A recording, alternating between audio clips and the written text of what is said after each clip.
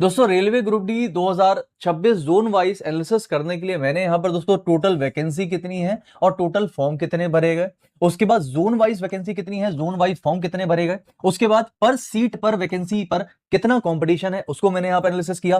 Previous दोस्तों 2024 वाला जो डेटा था, यानी कि जो दोस्तों railway group D 2026 zone wise analysis करने के लिए मैंने यहां पर दोस्तों टोटल वैकेंसी कितनी है और टोटल फॉर्म कितने भरे गए, उसके बाद जोन वाइज वैकेंसी कितनी है, जोन वाइज फॉर्म कितने भरे गए, उसके बाद पर सीट पर वैकेंसी पर कितना कंपटीशन है उसको मैंने यहां पर एनालिसिस किया।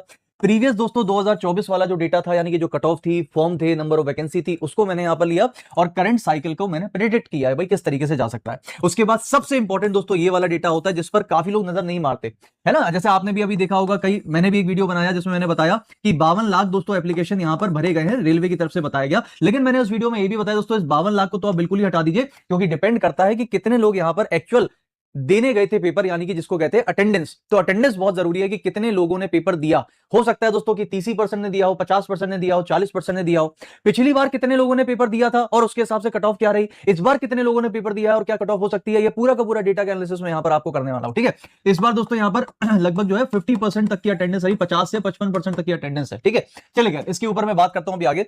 उसके बाद दोस्तों कॉम्पिटिशन रैंकिंग, यानी कि कौन से जोन डेंजर पे है और कौन से जोन सेफ रह सकते हैं, किसी कट ऑफ ज्यादा जा सकती है, किसी कम हो सकती है। इस वीडियो में मैंने इसका भी यूज किया है। दूसरी बात डेंजर जोन, सेफ जोन, ये सब मैंने आपको बताया है।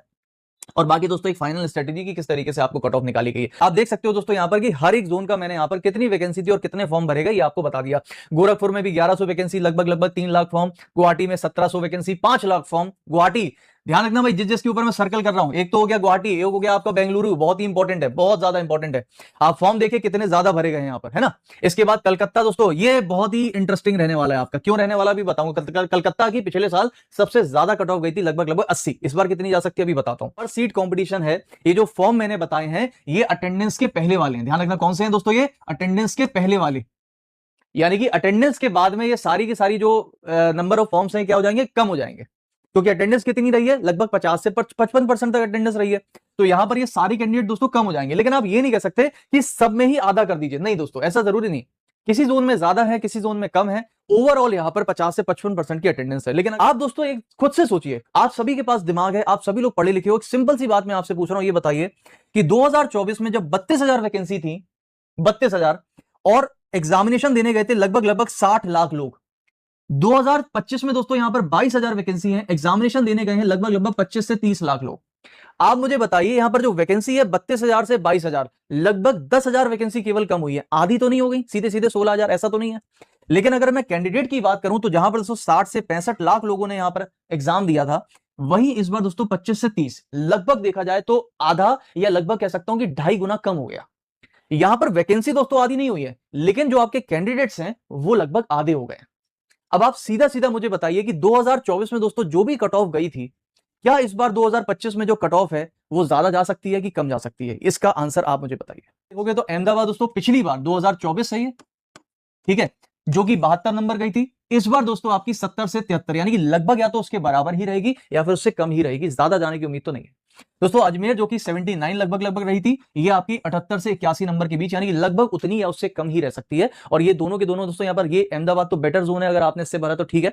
लेकिन अगर मैं अजमेर की बात करूं तो ये आपका हाई जोन में चलाएगा, हाई कट ऑफ में जा सकता है।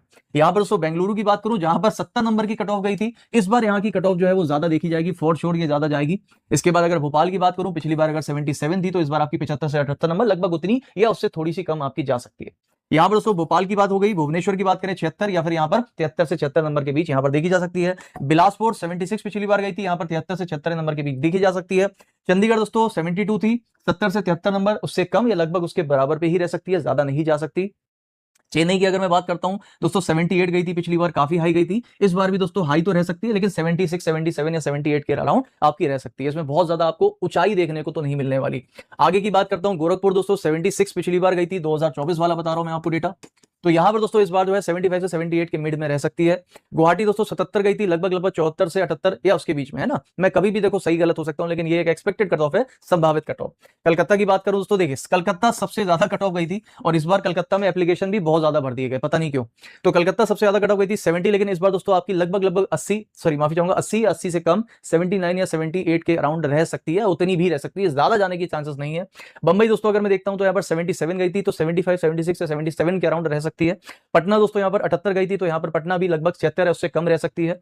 प्रयागराज दोस्तों बात करें 78 गई थी, तो यहाँ पर 76 या फिर 78 से कम ही रह सकती है। देखिए ये मैंने आपको बिल्कुल एक्सट्रीम लेवल बता दिया कि बिल्कुल ऐसा कुछ हो जाए कि नहीं यार अलग ही लेवल पे चला जाए। आप ये जो पहले वाला नंबर है ना, इसको देखते हुए चलना, ये एक संभावित कट ऑफ जा सकती है। यहां पर दोस्तों बात करता हूं अगर रांची की, तो 72, 71, सिकंदराबाद दोस्तों 77 और 75।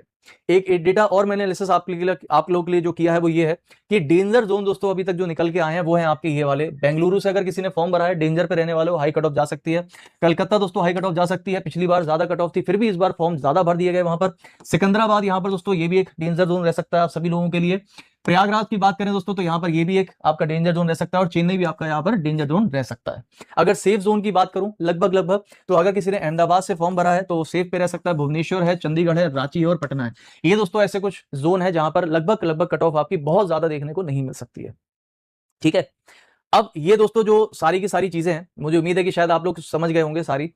देखो फिर मैं आपको बता दूं कि मैं केवल एक प्रिडिक्शन कर रहा हूं एक डेटा के आधार पे, जो मैंने कट ऑफ पिछली बार देखी, जितने फॉर्म भरे गए, कितने कैंडिडेट्स पेपर देने गए, डिफिकल्टी लेवल क्या हो सकती है, बच्चों से हमने बात करी, उनके अटेम्प्ट कितने रहे, ये भी सारी चीजें। इसमें बच्चों से भी दोस्तों मैंने बहुत सारे बच्चों से पूछा, उनसे बात करी, उनसे ग्रुप पर बात हुई, तो उनके अटेम्प्ट कितने रहे उसके बेसिस पर अगर मैं बोलूं तो ये दोस्तों आपकी जोन वाइज कट ऑफ जा सकती है, मुझे ऐसा उम्मीद है। पहले दोस्तों यहाँ पर आंसर की के बारे में बता देता हूं। देखिए दोस्तों बात करते हैं रेलवे ग्रुप डी 2025-26 की, तो देखो जाहिर सी बात है रेलवे फास्ट फॉरवर्ड मोड में चलता है, बहुत ज्यादा किसी प्रकार से चीजों को अटकाने की कोशिश नहीं करता है। आपने देखा यहां 7 दिन, 6 दिन, 7 दिन, इवन अगर मैं आपसे बोलूं दोस्तों एएलपी सीबीटी 2 की आंसर की मात्र 2 दिन के अंदर आई थी, क्योंकि सीबीटी 2 में मात्र 1 या 2 दिन के अंदर ही होता है, ज्यादा कैंडिडेट इसमें नहीं होते हैं, तो बहुत सी आंसर की तो रेलवे ने दोस्तों मात्र यहां पर 2 दिन में दी थी। तो यहां पर दोस्तों खैर 2 दिन तो हम नहीं एक्सपेक्ट करेंगे, लेकिन अगर मैं आपसे बोलूं कि भाई 25 अगस्त को आपका लास्ट एग्जाम हुआ है, उसके हिसाब से अगर आप 7 दिन लगा लोगे तो यहां पर दोस्तों लगभग 2 सितंबर के आसपास यहां पर आंसर की आ सकती है। 7 दिन यहां पर 1 तारीख को पूरा हो जाता है। अगर मैं रक्षाबंधन का एक छुट्टी भी मान लूं कि भाई चलो ऑफिस बंद रहेगा, नहीं वहां पर काम होता है, तो भी हम यहां पर 2 या 3 तारीख तक आराम से आंसर की आपकी एक्सपेक्ट कर सकते हैं कि आपके आंसर की आपको मिल जाने वाली है। कट ऑफ के वीडियो के ऊपर काम कर लिया है, कट ऑफ का पूरा डेटा कलेक्ट कर लिया है, आज रात में बैठकर दोस्तों उसके ऊपर काम करेंगे, थोड़ा सा जो बचा है, और आपके लिए सभी लोगों के लिए दोस्तों कट ऑफ की वीडियो आने वाली है, वो भी जोन वाइज।